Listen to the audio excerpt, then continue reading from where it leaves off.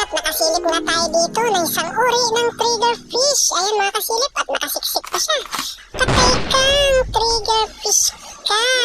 Ayan, at bago natin mahukot dyan mga kasilip, ay kailangan natin gamitan ng ganso para masungkit natin at mailabas natin dyan sa kanyang butas. Ayan, at nakuha na natin ang triggerfish o tinatawag dito sa Masinloc napapakol o papagot mga kasilip. At banda rito ay nakakita tayo ng isang lionfish o tinatawag na black peacock lion. At napakadelikado po ng nilalang na yan, kaya wag natin hahawakan.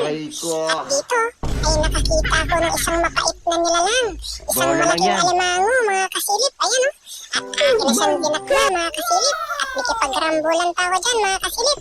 At hindi ko makuha na ng camera dahil hawak-hawak ko ang kanyang dalawang malalaking sipit. Ayan o mga kasilip.